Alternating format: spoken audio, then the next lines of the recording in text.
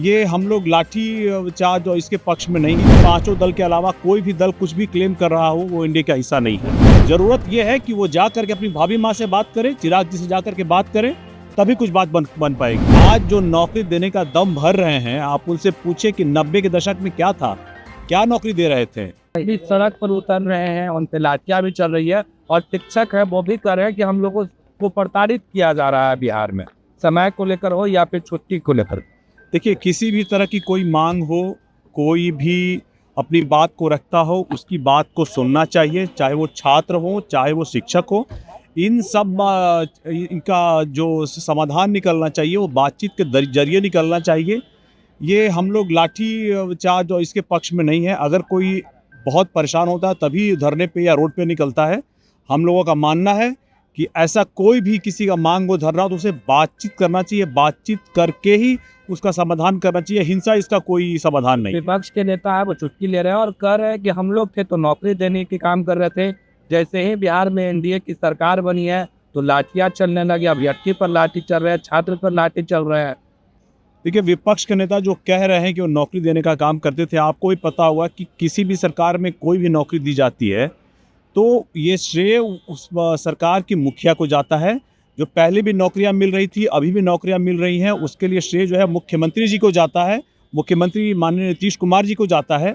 आप उनसे ये सवाल कीजिए कि आज जो नौकरी देने का दम भर रहे हैं, आप उनसे पूछे कि 90 के दशक में क्या था, क्या नौकरी दे रहे थे, किस तरह की नौकरी दे रहे थे। उस वक्त तो कोई नौकरी नहीं मिल रही थी, इसलिए ऑर्गेनाइज्ड क्राइम था, जंगल राज था। कैसी बात कर रहे हैं? अपना भी इतिहास देखें, इसके बाद दूसरों पर टिप्पणी करें। लोकसभा का चुनाव सर संपन्न हो गया। बिहार में 4 सीटों पर उपचुनाव होने जा रहे हैं। इसको लेकर पारस जी थे वो एक सीट की मांग कर रहे थे, पर जिनके लिए मांग कर रहे थे वो बीजेपी में शामिल लोग नहीं। देखिए, इस पे मेरा टिप्पणी करना सही नहीं रहेगा। उन्होंने, देखिए, एनडीए में हम 5 दल हैं। पांचों दल, हम लोगों ने पहले भी कहा था कि जो 5 दल होंगे उनका जो भी उम्मीदवार होगा हम उसके लिए प्रचार करेंगे, हम उनको पूरा सपोर्ट करेंगे। फिलहाल हम लोगों का ये मानना है कि इन 5 दल के अलावा कोई भी दल कुछ भी क्लेम कर रहा हो वो इंडिया का हिस्सा नहीं है। झुकाव दिख रहा है, पशुपति पारस का झुकाव चिराग पासवान की ओर दिख रहा है। परिवार एक को आप चाहते हैं? अगर झुकाव दिख रहा है तो जा करके वो चिराग पासवान जी से और उनकी जो भाभी माँ है जाके उनसे बात करें पहले, तब पता चलेगा झुकाव हुआ है कि नहीं।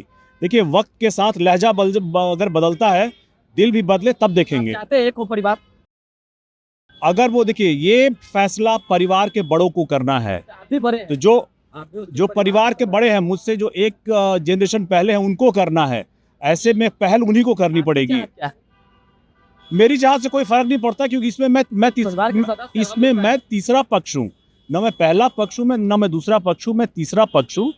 जरूरत यह है कि वो जा करके अपनी भाभी माँ से बात करें, चिराग जी से जा करके बात करें, तभी कुछ बात बन पाएगी। सर एक सवाल है, आप लोगों की पार्टी को, लोक जनशक्ति पार्टी, रामविलास को कार्यालय आवंटन कर दिया गया, पर वो कार्यालय अब तक खाली नहीं हुआ है। पारस जी वो कार्यालय छोड़ नहीं रहे, कैसे देखते हैं? कह रहे हैं कि हम लोग कोर्ट जाएंगे, कोर्ट से लड़ाई लड़ेंगे, उसके बाद इस पर निर्णय लिया जाएगा। हम लोग को यहाँ जो बकाया था वो भी बकाया भरने का काम करना चाहते हैं।